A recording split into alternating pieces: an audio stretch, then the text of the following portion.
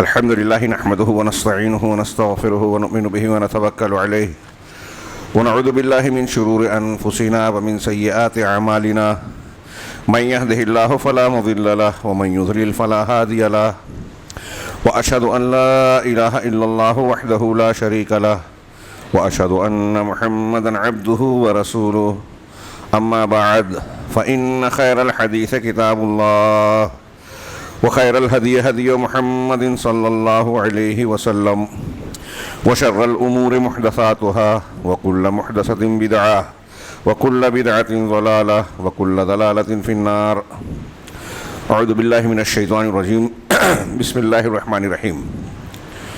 يا أيها الذين آمنوا كتب عليكم الصيام كما كتب على الذين من قبلكم لعلكم تتقون. محترم حاضرین، الحمدللہ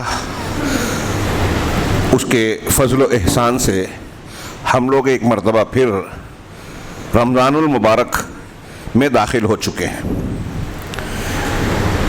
اس مہینے کے آنے پر ہمارے اسلاف میں کیا تبدیلیاں ہوتی تھی ہم اسے سنتے رہتے ہیں کہ عام طور سے صحابہ، تابعین، محدثین اور اسلاف کے دیگر صالحین کا یہ حال ہوتا تھا کہ رمضان کے آنے سے پہلے شدت سے اس کا انتظار کرتے، اس کی تیاری کرتے، اور دخول رمضان کے ساتھ ہی زندگی کے مشاغل اور دوسرے معمولات میں تبدیلیاں کر کے عبادات اور اللہ تبارک و تعالیٰ کی طرف توجہ میں زیادتی کرتے، نیکیاں بڑھا دیتے، حتی الامکان قرآن سے، عبادات سے، مسجد سے اپنا رشتہ اور تعلق مضبوط سے مضبوط تر کرتے.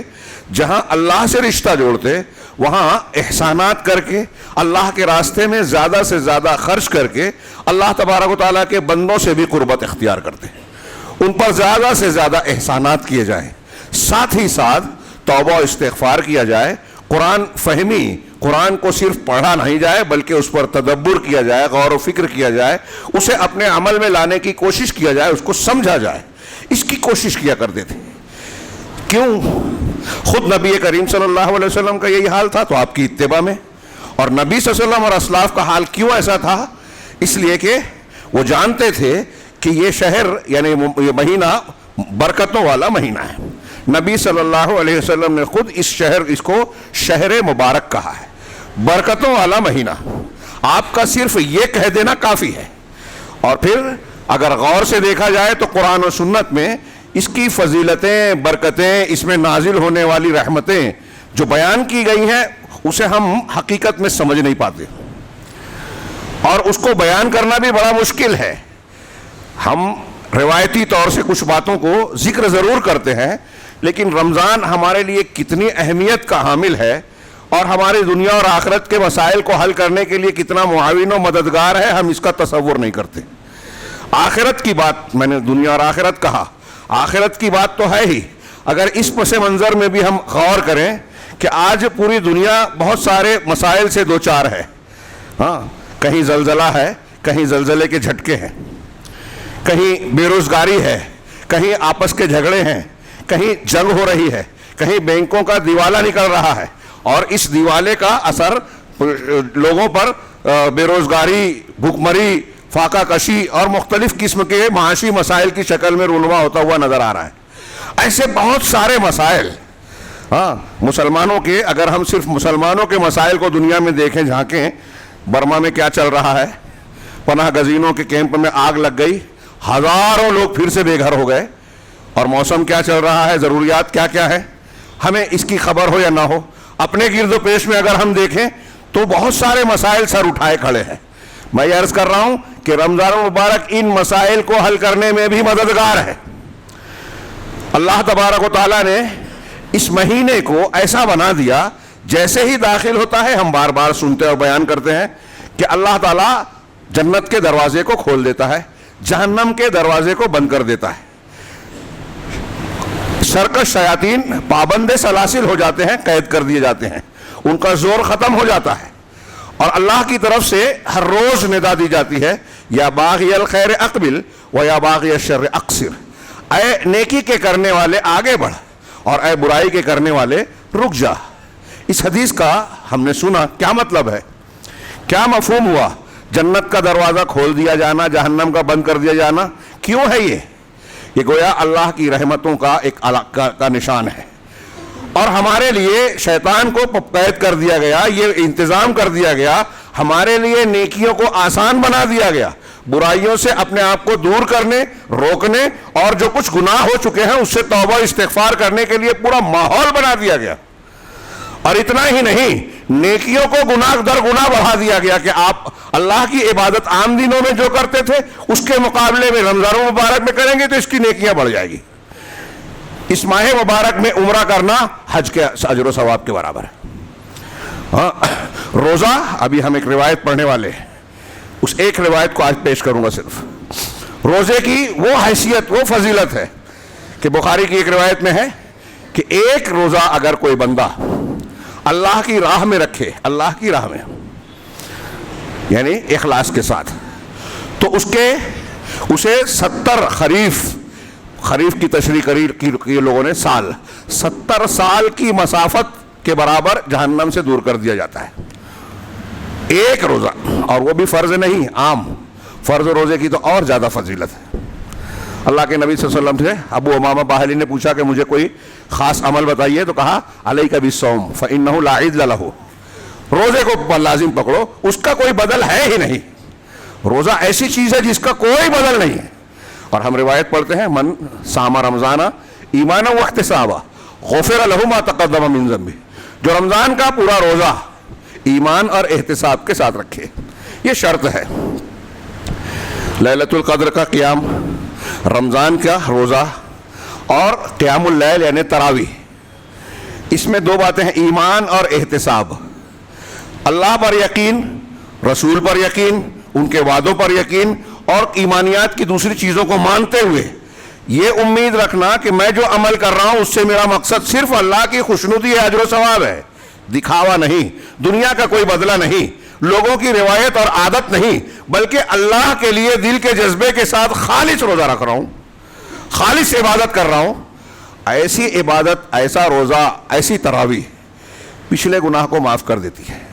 یہ میں اکثر بیان کرتا ہوں کہ ہماری دنیا کا کوئی مسئلہ ہو، پریشانی ہو، اللہ کا عذاب ہو، آخرت کا، وہ قبر سے لے کر جہنم کے معاملات تک، آخرت کے جتنے عذاب ہیں سب کی وجہ ہمارے گناہ ہیں، اللہ کی ناراضگی کی وجہ گناہ ہے، نافرمانیاں ہیں۔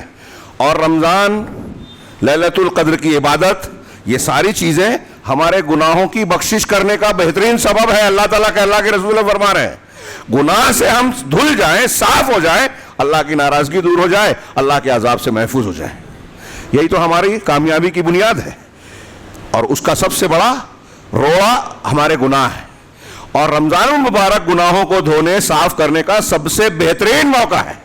اللہ نے ماحول بنا کے دے دیا، رحمتوں کو عام کر دیا، جہنم کے دروازے کو بند کر دیا، جنت کو کھول دیا، اور شیطان کو پابند سلاسل بنا دیا۔ اب اس کے باوجود کوئی اپنی بخشش نہیں کراتا تو واقعی سید الملائکہ، فرشتوں کے سردار کی زبان سے وہ بد دعا کا مستحق ہے کہ اس شخص پر اللہ کی لعنت ہو، رحمت سے دور ہو، اللہ کے غضب کا شکار ہو، جو رمضان کا مہینہ پالے اور اپنی بخشش نہ کروائے۔ اور آپ نے کہا نبیوں کے سردار سے کہ آپ آمین کہیے، اللہ کے رسول نے آمین کہا۔ والدین کو پا کر بخشش نہ کروانے والا، نبی صلی اللہ علیہ وسلم کا نام آ جانے پر درود نہ بھیجنے والا، وہ بھی اسی بد دعا کا مستحق بنا، اسی حدیث کے اندر جو صحیح ہے الگ الگ الفاظ سے۔ اتنا سب کچھ ہو گیا یا سامنے ہمارے ہے، تو پھر اللہ کے نبی صلی اللہ علیہ وسلم ہی کے الفاظ میں کہ وہ شخص محروم ہے جو اس مہینے کی رحمتوں سے محروم رہا، یعنی بدقسمت ہے۔ وہ شخص خوش قسمت ہے جو اس مہینے کی برکتوں سے اپنا دامن بھر لے۔ اب اس چیز کو جاننے کے بعد کیا کوئی مومن بندہ اپنے آپ کو بدقسمتوں کی فہرست میں درج کرانا چاہے گا؟ اگر رمضان بھی مل جائے اور اس کے باوجود ہم اپنے آپ کو نہ بدلیں، مسجد سے، نیکیوں سے، قرآن سے نہ جڑیں، گناہوں سے توبہ نہ کریں، اپنے بگڑے ہوئے معاملات کو صاف نہ کریں، اپنے حرام سے توبہ کر کے حلال کی طرف نہ آئیں، تو کب آئیں گے؟ اگر اس پیریڈ میں بھی کوئی شخص اس کے لیے آمادہ نہیں ہے، اپنے آپ کو تیار نہیں کر پاتا، تو اسے ڈرنا چاہیے، اسے ڈرنا چاہیے کہ اب اس کے لیے رحمت کے برکتوں کے دروازے اپنے آپ کو خود بند کر رہا ہے.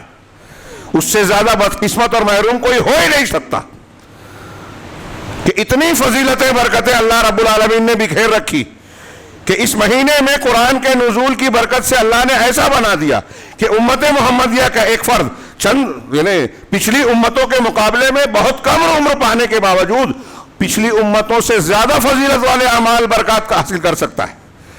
تھوڑے عمل کرے زیادہ اجر و ثواب. ایک رات اس مہینے کی صرف ایک رات 1000 مہینوں سے بہتر. لیلۃ القدر خیر من الف شہر. اور ہم حالات دیکھ رہے ہیں کہ ہمارا رویہ کیا ہے. ایک طبقہ وہ ہے جو بدعتوں کو کر کے سنتوں سے محروم ہے, شب برات کو محنت کرتا ہے, شب قدر کو دنیا کماتا ہے, غفلت میں رہتا ہے. ایک طبقہ تو وہ ہے. ایک وہ ہے جو عمل کم کرتا ہے, ایک وہ ہے جو کرتا ہے لیکن اللہ کے یہاں قبول ہونے کی شرائط کا لحاظ نہیں کرتا. فضائل پہ عمل کر رہا ہے, محنت کر رہا ہے, لیکن یا تو اخلاص نہیں ہے, جیسے ہم اور آپ, اللہ تعالیٰ اخلاص دے.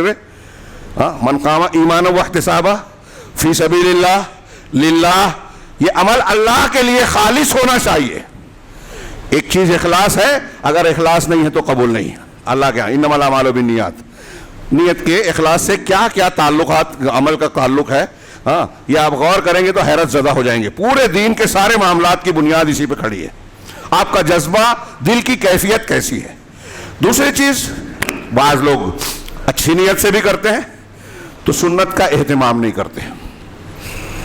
نماز ہو یا روزہ, حج ہو یا زکوٰۃ, وہ قرآن و حدیث کے مسائل کے بجائے یہ دیکھتے ہیں کہ ہمارے مولوی صاحب, ہمارے مفتی صاحب, ہمارا مسلک کیا کہتا ہے. اب قیام اللیل اتنی اہم عبادت, ایک یہ من قام رمضانہ, اللہ کے رسول صلی اللہ علیہ وسلم کی جو قولی حدیث ہے, پورے رمضان کا قیام آپ نے جماعت سے 3 دن پڑھائی, تراویح پڑھتے تھے ڈیلی, اور قولی حدیث سے پورے مہینہ پڑھنے کا ثبوت ہے. جو رمضان کا قیام ایمان و احتساب کے ساتھ کرے. اب اللہ کے نبی صلی اللہ علیہ وسلم نے 8 سے زیادہ کبھی پڑھی نہیں, یہ احناف کے علماء کو, محققین کو بھی اعتراف ہے.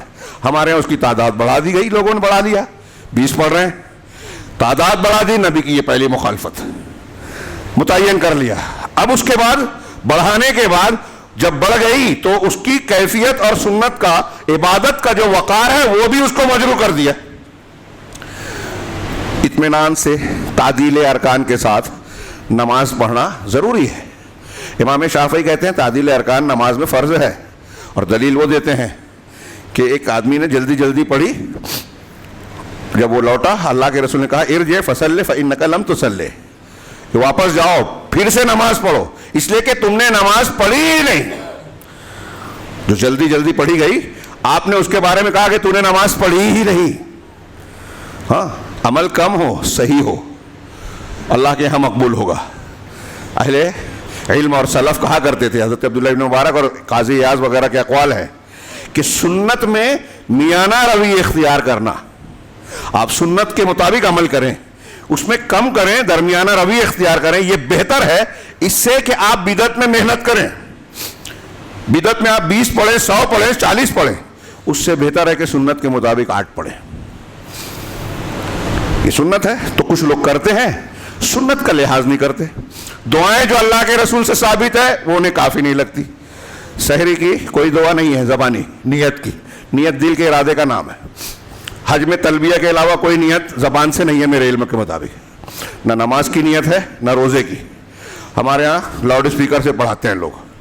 بدعت کا مجاہرہ, تعلیم, افطار کی دعا, جو ضعیف حدیث ہے اس میں بھی اضافہ کیا, جو ثابت ہے وہ تقریباً ناموجود.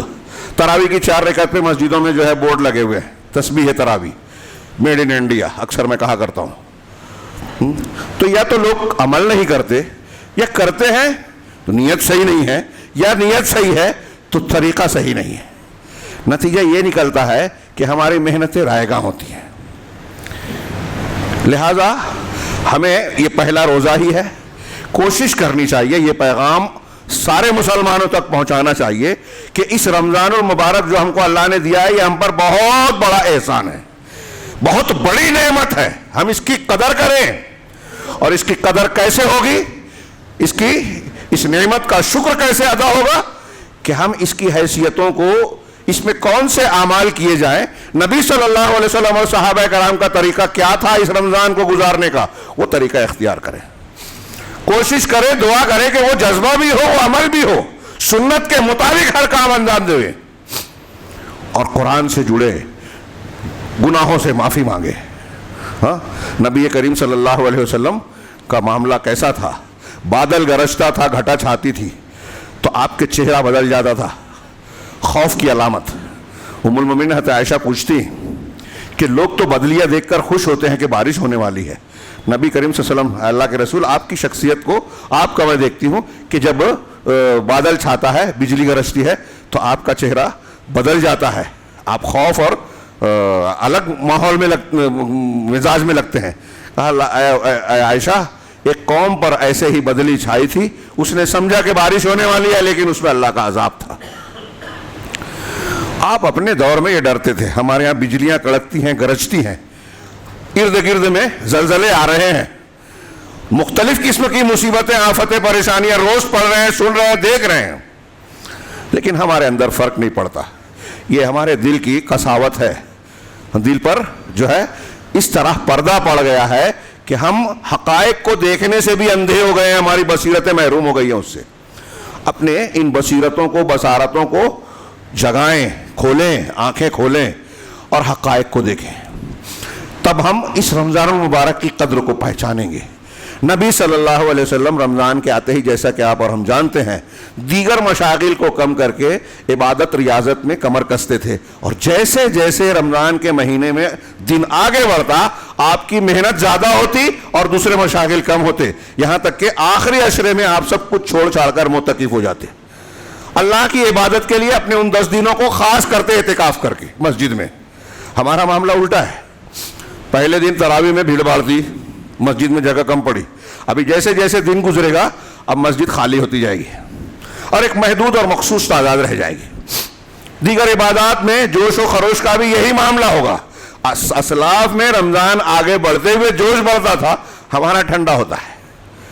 آخری عشرے میں تھوڑی موڑی کچھ لوگ روایت کر لیں گے, ہوٹل سے آگے کچھ دیر مسجد میں بیٹھ جائیں گے گپ شپ کرتے ہوئے, اور سمجھتے ہیں کہ ہم نے ساری فضیلتیں حاصل کر لی.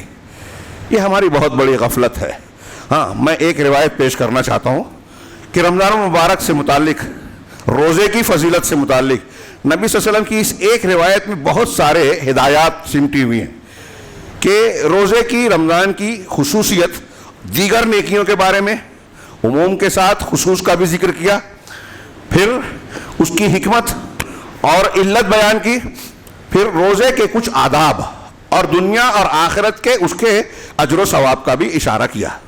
اللہ کے نبی صلی اللہ علیہ وسلم سے روایت ہے, حضرت ابو ہریرہ کہتے ہیں, عن ابی ہریرہ رضی اللہ عنہ قال قال رسول اللہ صلی اللہ علیہ وسلم کل عمل ابن آدم یضاعف.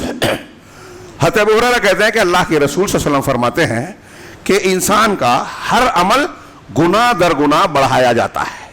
ہاں, الحسنۃ بعشر امثالها الی 700 ضعف, کہ ہر نیکی 10 گنا تک بڑھائی جاتی ہے, 700 گنا تک.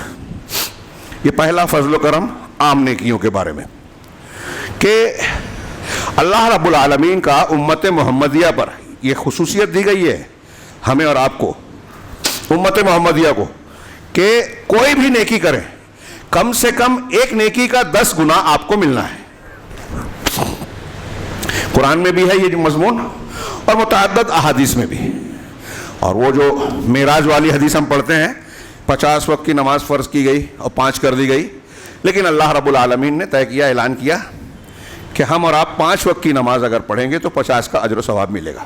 ایک کا 10, ایک مہینے کا آپ نے روزہ رکھا, 10 مہینے کا اجر ملا. اس کے ساتھ 6 روزے شوال کے رکھ لیے, 2 مہینے کا 3 کا, 3 کے بدلے 30, 6 کے بدلے 60, اس طریقے سے پورے سال روزے کا ثواب مل جائے گا.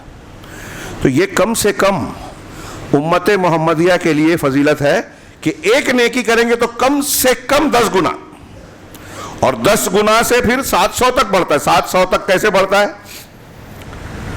اہل علم کی توجیحات اور اس کی تفصیل ہم بیان کریں تو بہت وقت لگے گا. ہر عمل مختلف حیثیتوں کی بنیاد پر اس کی فضیلت اور درجہ کم اور زیادہ ہوتا ہے. کوئی نیکی موقع محل سے کی جائے, خاص موقع، خاص زمانے میں، خاص جگہ پر کی جائے تو اس کا درجہ دوسری نیکیوں کے مقابلے میں بڑھ جاتا ہے. ہاں کچھ ایسے کہ آپ کو ضرورت ہے. اللہ کے رسول صلی اللہ علیہ وسلم سے پوچھا گیا کہ صدقہ سب سے بہتر کون ہے؟ تو آپ نے فرمایا کہ تم صدقہ اس حالت میں کرو کہ تمہاری صحت ٹھیک ٹھاک ہو اور تم خود ضرورت مند ہو. وَأَنْتَ صَحِيحٌ شَهِيٌّ أَن تَصَدَّقَ أَن تُصَدِّقْ وَأَنْتَ صَحِيحٌ شَهِيٌّ. تم صحت مند ہو اور خود ضرورت مند ہو پھر بھی دوسرے کو دے رہے ہو.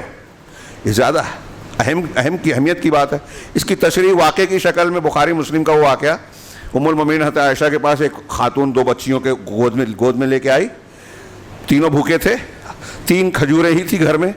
حضرت عائشہ رضی اللہ تعالیٰ عنہ نے وہ دے دی.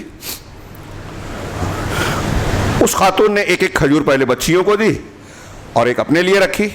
ابھی وہ اپنے لیے کھجور کا استعمال کرتی, اس سے پہلے بچیوں نے اسے چٹ کر لیا اپنی اپنی کھجور. جب اس نے دیکھا کہ وہ کھا چکی ہیں اور ہاتھ پھیلا کے وہ جو اس کے ہاتھ میں پھر سے مانگ رہی ہیں, تو اس نے کھجور کا 2 ٹکڑا کیا اور ان دونوں کو آدھی آدھی مزید دے دی. خود بھوکی رہ گئی, خود حاجت مند تھی, خود بھوکی تھی.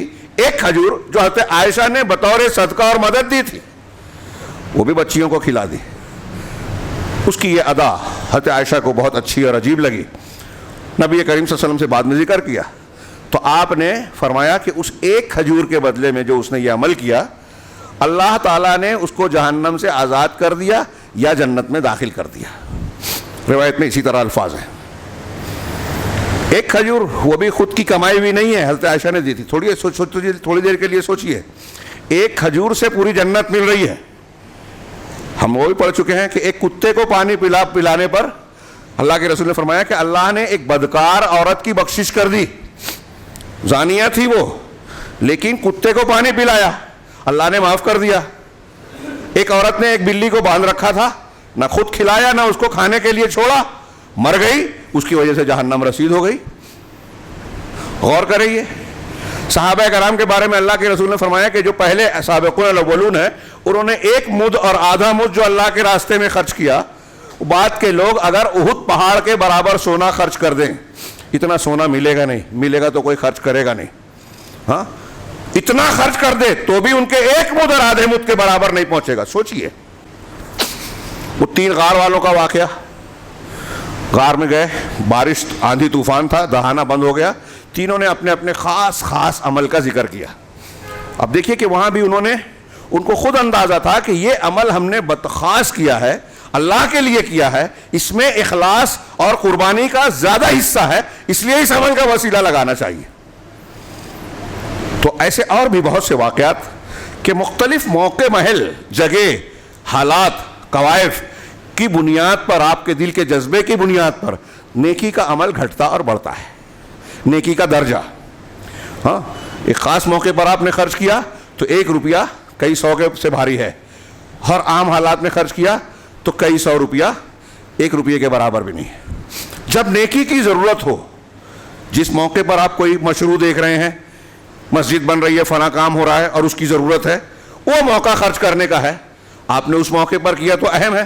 بن جانے کے بعد آپ دے رہے ہیں, کام آپ کے نہ دینے سے بھی چل جائے گا تو کوئی خاص بات نہیں ہے, فرق پڑ جائے گا. میں یہ نہیں کہتا کہ نیکی نہیں ہوگی, نیکی کے درجے میں کمی بیشی ہو جائے گی. تو ایسے ہی اللہ تعالیٰ کے رسول فرما رہے ہیں ہر نیکی 1 سے 10 تو ہے, کم سے کم 700 اور اس سے بھی زیادہ بڑھ سکتی ہے. یہ تمام نیکیوں کا عمومی حال ہے کہ وہ کم زیادہ ہو سکتی ہیں. لیکن اللہ تعالیٰ نے آگے فرمایا, قال اللہ تعالیٰ, اللہ کے رسول کہہ رہے ہیں کہ اللہ تعالیٰ کہتا ہے الصوم لی الا الصوم فإنہ لی وأنا اجزی بہ. ساری نیکیوں کا یہ معاملہ ہے, لیکن روزہ اس سے الگ ہے, روزہ اس سے مستثنا ہے. الا الصوم کہا, کون کہہ رہا ہے؟ اللہ تعالیٰ. کون نقل کر رہا ہے؟ رسول اللہ صلی اللہ علیہ وسلم, کہ سوائے روزے کے نیکیاں 1 سے 700 گنا تک جائے گی. ہاں روزے کا معاملہ اس سے الگ ہے. اللہ کے رسول, اللہ نے فرمایا فإنہ لی, اس لیے کہ روزہ میرے لیے ہے. امام غزالی کہتے ہیں کہ روزے کی فضیلت کے لیے صرف اتنی ہی بات کافی ہے کہ اللہ تعالیٰ اس کی نسبت اپنی طرف کر رہا ہے. جیسے اللہ نے کعبہ کو کہا بیتی, ہاں اپنا گھر, میرا گھر, تو اللہ نے کسی چیز کو اپنی طرف, میرے رسول, میرا گھر, اپنی طرف نسبت کی، اس کی فضیلت کے لیے کافی ہے. بہت ساری نیکیاں ہیں، عمل ہیں. اللہ نے روزے کے بارے میں کہا کہ وہ میرے لیے ہے، فَإِنَّهُ لِي، میرے لیے ہے، لہذا اس کا مقام اور درجہ دوسری تمام نیکیوں اور عبادات کے بڑھ گیا، اچھا ہو گیا. حالانکہ ارکان ایمان میں روزے کی حالت، روزے کا نمبر 3 بیان کیا جاتا ہے، لیکن اس کی ایک خصوصیت یہ ہے کہ اللہ کہہ رہا ہے الصوم لی وانا اجزی بہ، کہ روزہ میرے لیے ہے اور میں اس کا بدلہ دوں گا. عام نیکیوں اور اس کے بارے میں فرق یہ ہو گیا کہ 1 سے 10 اور 10 سے 100، 700 اور اس سے گنا 700 گنا تک نیکیاں ملے گی. روزے کا یہ حساب نہیں ہے. اب سوچئے کہ جس کے بارے میں رب کریم منان، احسانات اور کرم کرنے والا خود کہہ رہا ہے کہ اس کا کوئی حساب نہیں ہے، تم لوگ سمجھ نہیں سکتے، تو اس فضیلت کو ہم بیان بھی نہیں کر سکتے، سمجھ نہیں سکتے. سوچئے کہ نیکیاں کیسی کیسی ہیں اور اس کا کیسا کیسا اجر و ثواب اللہ نے بتایا ہے دوسری نیکیوں کا، لیکن روزے کے بارے میں کہہ دیا کہ تم سمجھ ہی نہیں سکتے، بس میں بدلا دوں گا، اس کا کوئی حساب نہیں. کتنی زبردست فضیلت ہے. الصوم لی وانا اجزی بہ، روزہ میرے لیے ہے اور میں ہی اس کا اجر دوں گا، اس کی جزا دوں گا. اللہ تعالیٰ نے یہ خصوصیت کیوں دی؟ اگلے جملے میں اس کا ایک اشارہ اسی حدیث میں ہے. فرمایا کیوں یدع شہوتہ وطعامہ من اجلہ، یہ اس لیے ہے کہ بندہ اپنی شہوت کو اور اپنے کھانے پینے کو میری وجہ سے چھوڑتا ہے. کھانا پینا انسان کی بنیادی ضرورت ہے، نفس اور طبیعت کی خواہش ہے. بھوک لگتی ہے، پیاس لگتی ہے تو انسان کی پہلی چاہت یہی ہوتی ہے، اور یہ ایسی چاہت ہوتی ہے کہ اس کے پورا کرنے کے لیے ہم دیکھتے ہیں کہ جو دنیا میں لوگ ہیں وہ جانوروں کے سطح پر آ جاتے ہیں. جس کی جیسی تعلیم تہذیب ہے، اگر ایمان نہیں ہے تو پھر حلال حرام کا کوئی سوال ہی نہیں. ہم دیکھ رہے ہیں کہ بہت سے ایمان والے بھی اس ضرورت کو پورا کرنے کے لیے، اس میں بہتری لانے کے لیے حلال حرام کی تمیز کھو دیتے ہیں. اور روزے دار اللہ کی اس حلال چیز کو بھی، اپنی ضرورت کو بھی تج دیتا ہے. کس کے لیے؟ اللہ کے لیے. کیوں؟ اللہ کا حکم ہے. روزے کی تعریف یہی کی جاتی ہے کہ صبح صادق سے لے کر غروب آفتاب تک کھانا پینا اور شہوت کی ضروریات کو ترک کر دینا اللہ واسطے. روزے کے درجات ہیں. ایک عام لوگوں کا روزہ ہے، اہل علم نے بیان کیا کہ صرف کھانا پینا اور ہم بستری وغیرہ ترک کیا. اس سے خاص لوگوں کا روزہ ہے کہ اس کو چھوڑنے کے ساتھ ساتھ بری باتوں کو، غیبت کو، چغلی کو، گناہوں کو بھی چھوڑ دیا. اس سے بھی خاص، اس سے بھی اونچا مرتبہ اس کا روزے کا ہے، تیسرا مرتبہ مقام، کہ ان چیزوں کے ساتھ ساتھ برے خیالات کو بھی دل سے نکال پھینکے. بس نیک بات سوچے، اچھے کام سوچے، اللہ کی فرما برداری ہی کرتا رہے. زبان سے نکلے تو قرآن، حدیث، تسبیحات، ذکر و اذکار، اللہ کے کلام کی تلاوت. سوچے تو نیکیوں کے بارے میں سوچے، جنت و جہنم کے بارے میں، قوم اور ملت کے بارے میں، دین کے بارے میں سوچے. خیالات کو بھی پاک صاف کر لے. یہ اعلیٰ ترین روزہ ہے. حضرت علی کہا کرتے تھے کہ روزہ صرف کھانے پینے کا سے رک جانے کا نام نہیں ہے، بلکہ آپ اپنے آپ کو شہوات سے، خواہشات سے اور گناہوں سے روک لیں، یہ روزے کی تکمیل ہے. ایسے اور بھی بہت سارے اقوال ہیں. خود قرآن اللہ کے رسول کا فرمان ہے، آگے آ رہا ہے اس میں. تو اللہ کے رسول، اللہ تعالیٰ نے فرمایا کہ میری وجہ سے چھوڑتا ہے. یہاں ایک نقطہ معلوم پڑا کہ آدمی اپنی محبوب چیز کو اللہ کی محبت پر قربان کرے، یہ اللہ کو پسند ہے. روزے دار پوری صبح سے لے کے شام تک، جیسے ہم سو رہے ہوں، جاگ رہے ہوں، پیشاب پخانے کے لیے بھی گئے ہوں، روزے سے ہے نا. تو جب تک روزے سے ہیں عبادت کی حالت میں ہیں، عبادت کی حالت میں ہیں، اللہ سے قریب ہیں، اللہ سے قریب ہیں، دعائیں قبول ہوتی ہیں. رمضان کے روزے کی فضیلت بتاتے ہوئے، احکامات بتاتے ہوئے قرآن میں دعا کا وَإِذَا سَأَلَكَ عِبَادِي فَإِنِّي قَرِيبٌ أُجِيبُ، وہ دعا کے بارے میں جو ذکر کیا، اس کی حکمت اہل علم نے یہی بیان کی کہ روزے کی حالت میں اللہ سے قربت ہوتی ہے اور دعائیں قبول ہوتی ہے. تو دعا کی جائے اس حالت میں. اب اللہ تبارک و تعالیٰ کے لیے کھانے پینے کو بندہ چھوڑ رہا ہے، اور اس میں اللہ تعالیٰ نے کہا کہ وہ میرے لیے ہے، وہ میرے لیے سب چیزیں چھوڑ رہا ہے. اس میں ہم کو یہ تعلیم ملتی ہے کہ اپنی محبوب چیزوں کو اللہ کے لیے چھوڑنا یہ ایمان کی کسوٹی ہے. مجھے ایک چیز پسند ہے، اب اللہ کا حکم ہے کہ وہ آپ نہیں استعمال کر سکتے، میں نہیں کروں گا. تو میری پسند جو ہے, میری چاہت جو ہے, میں اسے قربان کر رہا ہوں. اس کی اعلیٰ مثال ہر سال ہمارے سامنے تازہ ہوتی ہے سیدنا ابراہیم علیہ السلام جناب محمد علیہ وسلم کی حیات طیبہ کے حوالے سے, کہ اللہ کا حکم ہوا تو بال بچوں کو چھوڑ دیا بیابوں کی آبادی میں, حکم ہوا تو بیٹے کی گردن پر چھری چلا دی, حکم ہوا اللہ کے رسول صلی اللہ علیہ وسلم نے مکہ چھوڑ دیا, رشتہ داروں کو چھوڑ دیا. محبوب چیز کو اللہ کے لیے ترک کرنا. آج جائزہ لیجئے, روزہ ہمیں یہ تعلیم دے رہا ہے. ہم جب کھانا پینا چھوڑ رہے ہیں, چاہے تنہائی میں چلے جائیں, غسل خانے میں چلے جائیں, پورے بدن پر پانی بہا رہے ہیں لیکن گلے میں نہیں جانے دیتے, وضو کرنے میں کلی کر رہے ہیں لیکن حلقے سے روک رہے ہیں, عام دنوں میں اچھی طرح کلی کرتے ہیں, اچھی طرح ناک میں پانی ڈالتے ہیں, لیکن رمضان روزے کی حالت میں احتیاط سے کرتے ہیں تاکہ گلے میں ایک قطرہ نہ جائے. لوگوں کو نہیں دکھے گا, معلوم ہوگا, لیکن رب العالمین تو جانے گا, دیکھے گا. پتہ یہ چلا کہ یہ جو تصور, یہ جو اللہ تبارک و تعالیٰ کے لیے روزہ چھوڑنے والی بات ہے, اور یہ جو عقیدہ ہے کہ اللہ ہمیں دیکھ رہا ہے, جان رہا ہے, اس ایک ایک بات کو سمجھ رہا ہے, یہ ہمارے لیے بہت اہمیت کا حامل ہے. اگر زندگی میں ہم اس کو اختیار کر لیں تو یہ فضیلت ہمیں ملے گی جو اللہ تعالیٰ کہہ رہا ہے کہ میرے لیے چھوڑ رہا ہے کھانا پینا. ہم کیا دنیا میں زندگی کے دوسرے معاملات میں اگر یہ سبق سیکھ لیں تو ہماری دنیا سدھر جائے, آخرت سنور جائے, کہ ہم اللہ کے لیے حرام چیزوں کو, یہاں حلال چیز کو چھوڑ رہے ہیں روزے کی حالت میں. جس کو حرام کیا ہے اس کو تو پھر چھوڑنا ہی چھوڑنا چاہیے. سود کو ہاتھ نہیں لگائیں گے, کسی کو دھوکہ نہیں دیں گے, بے ایمانی نہیں کریں گے, رشوت نہیں کھائیں گے. جس چیز کو اللہ نے حرام کیا, شراب, جوا, ان چیزوں کو ہاتھ نہیں لگائیں گے. جن چیزوں سے اللہ ناراض ہوتا ہے, والدین کی نافرمانی اور دوسری گناہ, ان سے دور رہیں گے. اللہ تعالیٰ ان معاملات میں بھی ہمارے سلسلے میں اگر یہ چیز جان جائے کہ اللہ کے لیے ہم نے ان چیزوں سے اپنے آپ کو بچایا تو کیا معاملہ ہوگا بتائیے. روزے دار کے بارے میں اللہ یہ کہہ رہا ہے. آگے وقت نہیں رہا. للصائم فرحتان, یہ ایک سبق جو پوری زندگی میں روزہ ہمیں دے رہا ہے. میں نے بہت اختصار کے ساتھ کہا, وقت نہیں ہے اس لیے آگے بڑھ رہا ہوں. روزے دار کے لیے دو خوشیاں ہیں. اللہ کے رسول نے فرمایا روزے دار کے لیے دو خوشیاں ہیں, فرحۃ عند فطرہ و فرحۃ عند لقاء ربہ. غور کیجئے, یہ بھی تفصیل طلب ہے اختصار کے ساتھ. ایک تو وہ فرحت, خوشی جو افطار کے وقت ہوتی ہے, یعنی جب آدمی روزہ کھولتا ہے, دن بھر بھوکا پیاسا اپنی ضرورت کو چھوڑ کے رکھا ہے, مشقت اٹھا رہا ہے, اب جب روزہ افطار کرتا ہے تو اس وقت یہ مشقت کا سلسلہ ختم ہوتا ہے اور اسے ایک خوشی ہوتی ہے کہ اب یہ مشقت ختم اور اپنی ضرورت کو میں پوری کر رہا ہوں.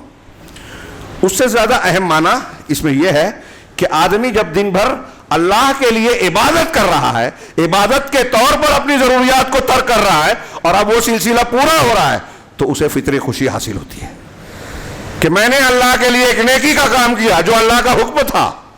اس میں یہ بتانا چاہ رہا ہوں, ہمارے لیے سبق ہے کہ خوشی کا اصل پہلو ذریعہ یہ ہے کہ ہم اللہ کی دین کی فرما برداری کریں. ہم خوشیاں کہاں ڈھونڈتے ہیں؟ پیسہ کمائے, حرام کمائے, حلال ہو حرام ہو, دولت پراپرٹی بن جائے, اس میں خوشی نہیں ملتی. آپ دیکھیں حرام خور کو نکی نیند اڑ جاتی ہے, نشے کے عادی ہو جاتے ہیں, نشے سے بھی نیند پھر آنا بند ہو جاتی ہے. اللہ کے دین کی مخالفت کرنے والے, لوگوں کا حق مارنے والے, ظلم کرنے والے چین کھو دیتے ہیں, دنیا میں بھی عذاب جھیلتے ہیں, نرم اور آرام دہ بستر پر نیند نہیں آتی, اور آخرت کا معاملہ اللہ بہتر جانے, وہاں تو جواب دینا ہی پڑے گا. ہاں, دنیا کی خوشی اس میں ہے کہ ہم اللہ کی فرما برداری کریں. روزہ ہمیں یہ سبق دیتا ہے کہ جب ہم افطار کرنے جاتے ہیں تو حقیقی خوشی میسر ہوتی ہے. یہاں میں نے کہیں پڑھا نہیں, لیکن مجھے یہ معنی بھی معلوم ہوتا ہے کہ عند فطرہ میں افطار عید الفطر بھی ہے, کہ روزے پورے ہو گئے تو اللہ تبارک و تعالیٰ نے خوشی کا دن اور تہوار دے دیا. تو ایک خوشی کا دن تمام روزوں کی گنتی کو پورا کرنے کے بعد عید کی شکل میں ملتا ہے. تو یہ مادی اور ظاہری چیز ہے, حصی طور پر ہم نے جو نیکی کی ہے ہم کو خوشی میسر ہوتی ہے, اور دوسری یہ دنیا کا اجر ہے, دنیا میں یہ لذت ملتی ہے. ایک انسان دنیا کما کے چاہتا کیا ہے؟ خوش ہونا. اور اللہ کہہ رہا ہے, اللہ کے رسول فرما رہے ہیں, اللہ کہہ رہا ہے کہ روزے دار کو افطار کے وقت خوشی ملتی ہے. اس کا مطلب یہ کہ جب آپ نے اللہ کے حکم پر عمل کر لیا خوشی ملتی ہے. اللہ کے دین پر عمل کیجئے, خوشیاں ملے گی. لوگوں کا حق ادا کیجیے، والدین کی فرما برداری کیجیے، حرام سے بچیے، گناہوں سے توبہ کیجیے، قرآن کی تلاوت، قرآن پر تدبر اور قرآن پر عمل کیجیے۔ دیکھیے جو خوشی اس میں ملے گی کسی میں نہیں ملے گی۔ ایمان کی جو لذت ہے، لذتیں چکھنے سے معلوم ہوتی ہے۔ آپ نے کوئی چیز، کوئی حلوہ، کوئی کھانا نہیں کھایا ہے تو کوئی کتنا بھی بیان کر دے کہ وہ ایسا ہوتا ہے، بڑا لذیذ ہوتا ہے، میٹھا ہوتا ہے، میٹھے کے ساتھ اس میں یہ لذت بھی ہوتی ہے، تو سمجھ میں نہیں آئے گا جب تک آپ خود نہ چکھیں۔ ایسے ہی ایمان کی، نیکی کی ایک لذت ہے، ذاک طعم الایمان، اس شخص نے ایمان کی لذت پائی جو اللہ کے رب ہونے پر راضی ہوا، اسلام کے دین ہونے پر، محمد صلی اللہ علیہ وسلم کے نبی ہونے پر، حدیث کے الفاظ ہیں۔ تو دو خوشیاں ہیں، اور دوسری خوشی وہ فرحۃ عند لقاء ربی، اور دوسری خوشی اپنے رب سے ملاقات کے وقت، کہ اس عظیم الشان نیکی اور بے مثال اجر و ثواب والے عمل کے ساتھ اللہ سے ملے گا۔ جب روزہ رکھے تو اس کے لیے جنت کا خاص دروازہ ہے ریان، سب سے شاندار دروازہ۔ یہ بھی روزے کی ایک فضیلت ہے کہ دیگر نیکیوں کا جو دروازہ ہے اس کے مقابلے میں ریان کی عظمت اور فضیلت زیادہ، اس میں روزے دار اس سے داخل ہوں گے۔ تو اس وقت تو اجر و ثواب کی شکل میں رب سے ملاقات کے وقت اسے خوشی حاصل ہوگی، اور یہ اصل کامیابی ہوگی۔ اللہ کے رسول نے آگے فرمایا وَلَخُلُوفُ فَمِ الصَّائِمِ أَطْيَبُ عِندَ اللَّهِ مِنْ رِيحِ الْمِسْكِ، اور آدمی کے، روزے دار کے منہ کی بدبو، خلوف، پیٹ اور معدہ جب خالی ہوتا ہے تو اس سے جو بخارات اٹھتے ہیں، گیس نکلتی ہے، اس کی وجہ سے منہ سے ایک قسم کی بدبو آتی ہے، جس سے کچھ لوگوں کو کراہت محسوس ہوتی ہے، لوگوں کو کراہت محسوس ہوتی، خود صاحب بو کو بھی۔ لیکن اللہ کے رسول صلی اللہ علیہ وسلم نے فرمایا کہ اللہ کے نزدیک مشک کی خوشبو سے زیادہ پسندیدہ یہ ہے۔ کیوں؟ اس لیے کہ یہ بدبو جو آ رہی ہے معدے سے، یہ اللہ تبارک و تعالیٰ کی اطاعت و فرما برداری کے نتیجے میں آ رہی ہے۔ پتہ یہ چلا کہ اگر کوئی اللہ کی فرما برداری کر رہے ہیں، ہم نیکی کا کام کر رہے ہیں، اور اس کے نتائج ہم کو بظاہر مادی اعتبار سے ناپسندیدہ، بدبودار دکھائی دے رہے ہیں، لیکن وہ اللہ کے یہاں مقبول اور پسندیدہ ہیں۔ اصل چیز یہ ہے کہ ہم اللہ رب العالمین کی فرما برداری کریں۔ روزے کی حالت میں ہم اللہ کی عبادت میں ہیں، اس عبادت کے نتیجے میں ہمارے منہ سے بو آ رہی ہے، یہ اللہ کو پسند ہے۔ تو عبادت کرتے ہوئے اگر آپ کوئی چیز آپ کو ناپسندیدہ لگے، آپ نے داڑھی رکھی، آپ نے کوئی اور چیز کی، کسی کو برا لگ رہا ہے، لیکن یہ اللہ کی فرما برداری میں ہم کر رہے ہیں، اللہ کو پسند ہے۔ لوگوں کو برا لگے، ان کا معیار بگڑا ہوا ہے۔ آگے کا جملہ، آخری جملہ ہے، آگے کا جملہ وہ صوم جنہ، اور روزہ ڈھال ہے۔ ڈھال دو چیزوں سے، دنیا میں گناہوں سے، آخرت میں اللہ کے عذاب سے۔ اور گناہ سے جب ڈھال بن گیا تو عذاب سے دنیا اور آخرت دونوں جگہ ڈھال بن گیا۔ گویا یہ لفظ، یہ جملہ تشریح کر رہا ہے قرآن کی۔ کتب علیکم الصیام کما کتب علی الذین من قبلکم، روزہ تم پر ایسے ہی فرض کیا گیا ہے ایمان والو جیسے تم سے پہلے کے لوگوں پر، یہ کوئی نئی چیز نہیں ہے، اور ہر امت پر فرض کیا، اس کا مطلب ہر امت کی یہ ضرورت تھی۔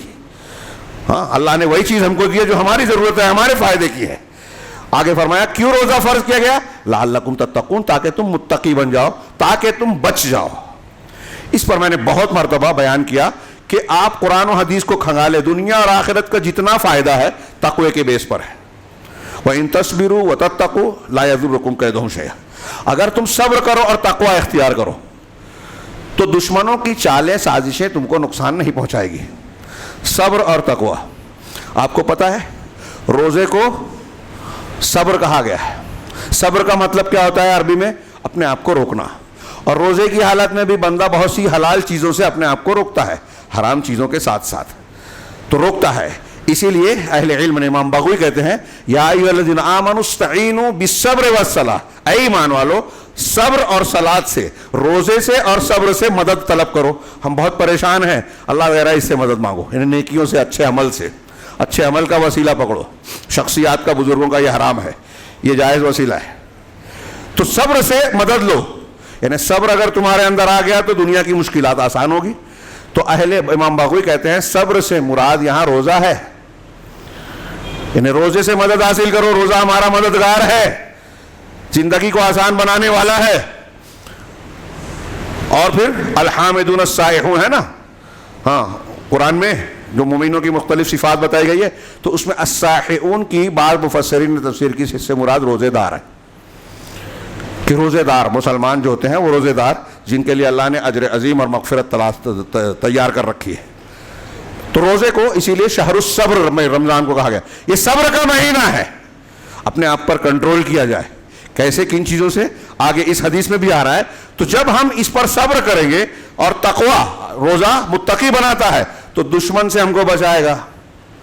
ہمارے خلاف سازشیں ہیں, ہمارے خلاف ایجنڈے تیار ہیں, بالکل ہیں, قانون بن رہے ہیں, مسلمانوں کا عرصہ حیات تنگ کیا جا رہا ہے, ہندوستان میں ہندوستانی شہریت چھیننے کی کوشش ہو رہی ہے.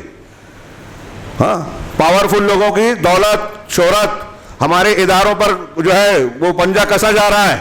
قانون کا ایسا معاملہ چلایا جا رہا ہے کہ مدد بند ہو جائے, ان کے سوتے بند ہو جائیں, مسجدوں کا معاملہ بگڑ جائے. یہ دھیرے دھیرے سب چیزیں نافذ ہو رہی ہے. مدارس پر کسا جا رہا ہے شکنجا. ہم کو ہوش نہیں ہے, ہم اس کی قدر نہیں کرتے. اللہ بھی نعمت چھین رہا ہے. ہاں, جن کے پاس ہے وہ اتراتے ہیں, نعمت پر اتراتے ہیں, لوگوں پر ظلم کرتے ہیں. تو جب تم کمزوروں پر ظلم کرو گے تو اللہ تمہارے اوپر ایسے لوگوں کو مسلط کرے گا جو تم پر ظلم کرے گے. اور یہ ہو رہا ہے, قرآن کا فرمان ہے. تو بہت سارے اس طرح کے معاملات ہیں. ان معاملات یا سازشوں سے, عالمی سطح سے لے کر ہمارے ملک میں جو کچھ ہو رہا ہے, بچنا ہے تو اس کا ایک طریقہ ہے صبر اور تقوی. میمورنڈم, فلاں سیاسی پارٹی, فلاں کو ووٹ دینا, فلاں کو نہیں دینا, سب فالتو بات ہے.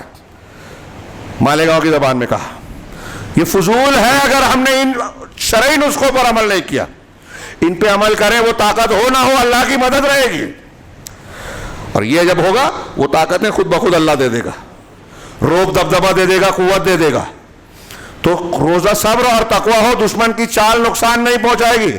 اللہ تعالیٰ نے قرآن میں کہا کہ اگر بستی کے لوگ ایمان لاتے اور تقوی اختیار کرتے, لو ان اہل القرى آمنوا واتقوا لفتحنا علیہم برکات من السماء والارض, تو ہم آسمانوں سے, آسمانوں اور زمین کی برکتوں کو کھول دیتے, دروازہ کھول دیتے. کب؟ جب ایمان اور تقوی ہو. تقوی ہوگا تو فرقان دے گا اللہ, تقوی ہوگا تو حوریں ملے گی, جنات اور باغات ملے گی. ہاں, ان للمتقین مفازا وحدائق واعنابا. دنیا اور آخرت کی ساری نعمتیں تقوی کی بنیاد پر. اور روزہ ہمیں متقی بنانا ہے, مطلب دنیا اور آخرت کی نعمتوں کے حصول کو آسان بنا رہا ہے. اور یہاں کہا الصوم جنہ, وہی معنی ہے کہ روزہ ڈھال ہے. ایک روایت جو حسن درجے کی اس میں ہے کہ روزہ تم کو گناہوں سے بچانے, جہنم سے بچانے کے لیے مضبوط قلعہ ہے اور تمہارے لیے ڈھال ہے. اگر ہم نے روزے کو اتقائے صیام کے ساتھ, اس کے آداب اور احکام کے ساتھ صحیح انداز میں رکھا تو یہ ہمیں بچانے والا ہے. لعلکم تتقون, اور کہا روزہ ڈھال ہے, گناہوں سے بچانے والا, عذاب سے بچانے والا. آخری جملہ, لہذا اب جب روزہ ہو, وَإِذَا كَانَ يَوْمُ صَوْمِ أَحَدِكُمْ فَلَا يَرْفُثْ وَلَا يَسْخَبْ, لہذا تم میں سے کسی کے روزے کا دن ہو تو بیہودہ بات, لا يرفث لا يتکلم بکلام قبیح, عربی میں کہا کہ گندی اور بری بات نہ کہے. ہاں, ولا یسخب, اور شور ہنگامہ, ایسی بات جس سے فتنہ پیدا ہو, جھگڑے لڑائیاں بڑھے, ایسی باتوں سے پرہیز کرے. روزے کی حالت میں یہ آداب بتائے گئے ہیں, شرعی احکام. ہم کو جہاں یہ سیکھنا ضروری ہے کہ کس طرح کھانا پینا نہیں ہے, کون سے احکامات کا لحاظ کرنا ہے روزے کے حالات میں, کن چیزوں سے روزہ ٹوٹ جاتا ہے. اس کے ساتھ ساتھ یہ بھی کہ کن چیزوں سے روزے کے اجر و ثواب, روزے کی روح ختم ہو جاتی ہے. اس میں یہ کہا کہ بیہودہ بات نہ کریں, غیبت چغلی نہ کریں, جھوٹ نہ بولیں. دوسری حدیث میں ہے بخاری کی, من لم یدع قول الزور والعمل به فلیس للہ حاجہ فی ان یدع طعامہ وشرابہ, کہ جو جھوٹ بات کو اور اس پر عمل کو نہ چھوڑے. بعض روایتوں میں والجہلہ بھی ہے کہ جہالت کو نہ چھوڑے, تو اللہ کو کوئی ضرورت نہیں ہے کہ وہ اپنا کھانا پینا چھوڑے. اللہ کو کوئی ضرورت نہیں. اس کا مطلب یہ کہ روزے کی حالت میں آدمی کو صبر کرتے ہوئے ان سے پرہیز کرنا چاہیے. یہ آسان نہیں ہے لیکن کرنا ہے, عبادت کی حالت ہے آپ کی ہماری. اللہ کے رسول نے آگے فرمایا کہ اگر روزے کا دن ہے تو نہ بیہودہ بات کرے, نہ گندی بات شور ہنگامہ کرے, نہ جھگڑا لگائے, نہ چغلی غیبت کرے. سب آ گئی اس میں. چنانچہ کہا فَإِنْ صَابَّهُ أَحَدٌ أَوْ قَاتَلَهُ, اب اگر کوئی اس سے گالی گلوچ کرے یا کوئی جھگڑا لڑائی کرے, فَلْيَقُلْ إِنِّي امْرُؤٌ صَائِمٌ, تو اسے چاہیے کہ کہے کہ میں روزے دار ہوں, میں روزے دار آدمی ہوں. کیا مطلب؟ میرا روزہ مجھے تمہاری اس بدتمیزی اور اس لڑائی یا گندی بات کے جواب دینے سے روک رہا ہے.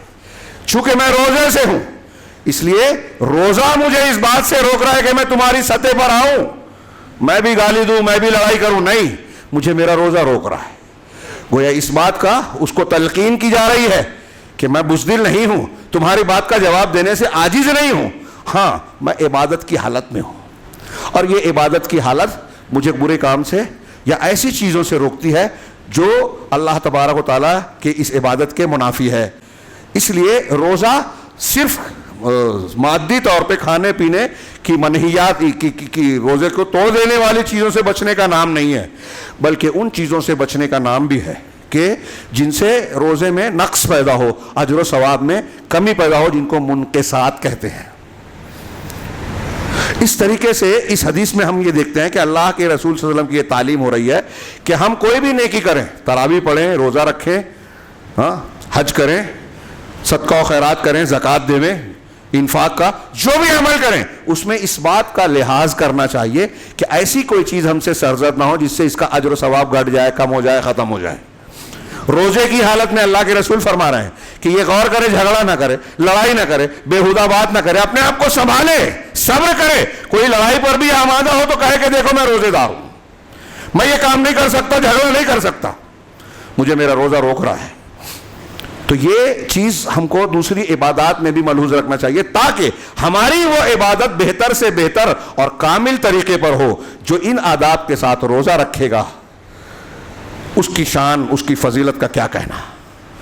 میں نے بتایا کہ عام روزہ 70 سال ایک روزہ جہنم سے دور کرتا ہے، اور اللہ تعالیٰ نے فرمایا کہ الصوم لی وانا اجزی بہ، روزہ میرے لیے ہے اور میں اس کا بدلہ دوں گا۔ اگر ہم نے یہ فضیلت حاصل کر لی تو یقین جانیے، یہ مانے نہ مانے ہم کو یقین کرنا چاہیے کہ ہمارے دنیا کے بھی مسائل آسان ہوں گے، حل ہوں گے، اور آخرت میں بھی۔ آج ہمیں آپ کو، پورے دنیا کے مسلمانوں کو بڑی شدید ضرورت ہے رمضان کے اس پیغام کی، رمضان کی اس فضیلت اور اس کے برکات کے حصول کی۔ جتنی جگہ مسلمان پیٹ رہے ہیں، مر رہے ہیں، ہمارے خلاف سازشیں ہو رہی ہیں، کانٹے مارے جا رہے ہیں، اور آپ دیکھیں جب رمضان آتا ہے ایسا لگتا ہے کہ دشمنوں کا ایک خاص ٹولہ خصوصی طور پر مسلمانوں پر حملہ آور ہوتا ہے۔ ہاں، یہ صورتحال ہمیں بتاتی ہے کہ ہمارے اندر عمل کی کمی ہے، اخلاص کی کمی ہے، اتباع کی کمی ہے، لہٰذا ضروری ہے کہ ہم اپنے دین شریعت کی طرف لوٹیں۔ یہ پہلا روزہ داخل ہوا ہے، عزم کرنا چاہیے ہر مسلمان کو کہ ہم کو اللہ نے جب یہ عظیم الشان نعمت ایک مرتبہ پھر عطا کی ہے تو ہم اس کی قدر کریں، رمضان کی نعمتیں، اس کی عبادتیں سرگرمی کے ساتھ حاصل کرنے کی کوشش کریں، اس کو پورا کرنے کی، اور ساتھ ساتھ ان چیزوں سے بچیں جو ان عبادات کو بے حیثیت بناتا ہے۔ اس میں بطور خاص بدعات و خرافات ہیں۔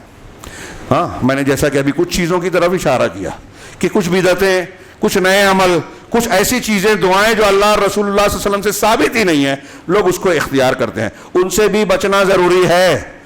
رمضان کے اور اس کی قدر، دین کی قدر کا ایک پہلو یہ ہے کہ ہم دین کو پہلے صحیح طریقے سے سیکھیں۔ یہ بھی ایک بڑا مصیبت کا مسئلہ ہے، ایک موضوع ہے کہ ہمارے یہاں دین سیکھنے سکھانے کا جذبہ بھی ختم ہو گیا۔ یہ بہت بڑی محرومی، بدقسمتی ہے کہ لوگ اپنی جہالت پر خوش ہیں۔ مجھے ضرورت نہیں ہے درس قرآن، درس حدیث سننے کی، علماء کے مجلس میں بیٹھنے کی۔ ہاں، خطبہ لمبا ہو جائے تو لوگوں کو بہت آسانی سے شکایت ہو جاتی ہے، حالانکہ اسی سے یہ ہفتہ واری تعلیم اور درسگاہ ہے شریعت اور دین کی۔ ہمارے بچے اور عورتیں، بہت سے لوگ اسی بنیاد پر دین جانتے ہیں، لوگ اسے بھی روکنا چاہتے ہیں۔ کتنے افسوس کی بات ہے۔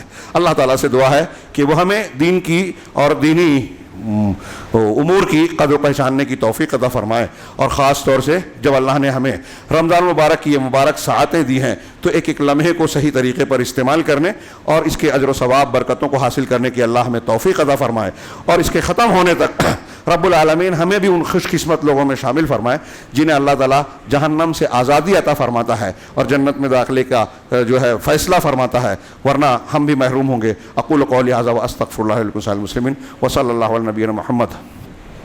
بارک اللہ لنا ولکم فی القرآن المجید ونفعنا وإیاکم بالآیات والذکر الحکیم، انہ تعالی جواد کریم ملک بر رؤوف رحیم۔